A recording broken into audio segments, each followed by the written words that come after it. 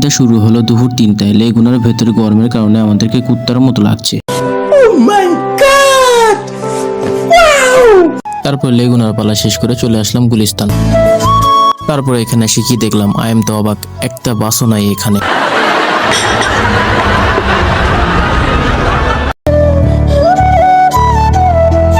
তারপর আর কি করবো, বাসের জন্য হাঁটাহাঁটি করছি।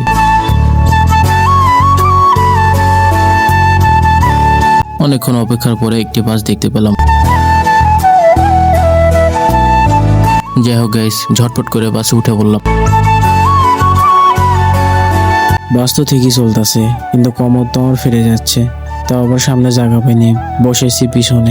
What? Bro, what are you talking about, man? Oh guys, আসল কথা তো বলাই হয়নি। আমার সাথে আছে আমার এক বড় ভাই।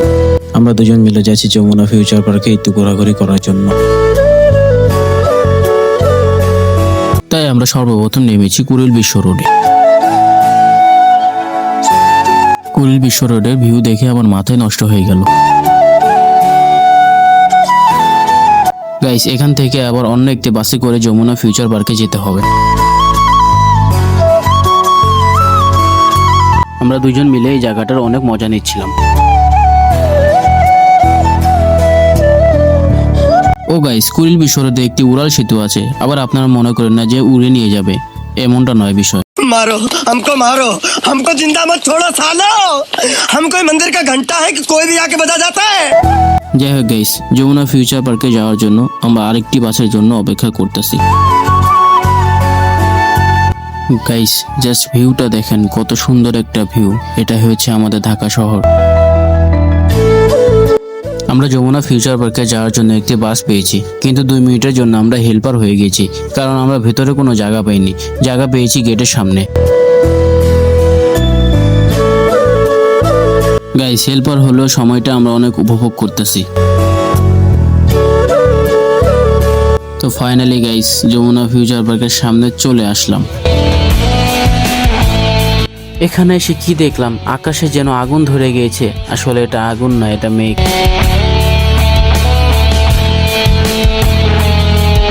গাইস, আমরা যমুনা ফিউচার পার্কের ভেতরে প্রবেশ করতেছি। গাইস, এখানে ঢুকে কি দেখতে পেলাম, এত খাবারের দোকান। আবার চিন্তা করি এখানে যদি খাই তাহলে তো পকেট ফাঁকা হয়ে যেতে পারে, যাওয়ার গাড়ি ভাড়াও নাও থাকতে পারে।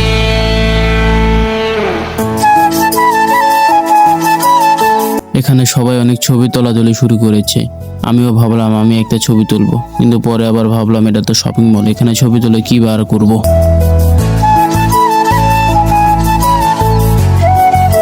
আশেপাশে অনেক ঘোরাঘুরি করলাম। শপিং মলটা অনেক সুন্দর, কিন্তু অতটা বড় না। গাইস, এখানে এসে একটা ট্রেন দেখতে পেলাম। মনে করলাম ট্রেনে করে বাড়ি যাব, পরে দেখি ট্রেন তো বাড়ি যাবে না, এটা একটা খেলনার ট্রেন। Baby. দেখতেও সুন্দর, ঘুরতে ভালো লাগছে। লিফট দিয়ে উঠে গেলাম দোতলায়। দোতলাটা এবার পরিদর্শন করব। দোতলায় উঠে দেখতে পেলাম এত সুন্দর সুন্দর পাঞ্জাবি, দেখতে মনে হচ্ছে কিনে ফেলি, কিন্তু কেনা তো টাকা হবে না। पैसा ही पैसा होगा। যাই হোক গাইস, মলটা ঘোরাঘুরি প্রায় শেষের দিকেই।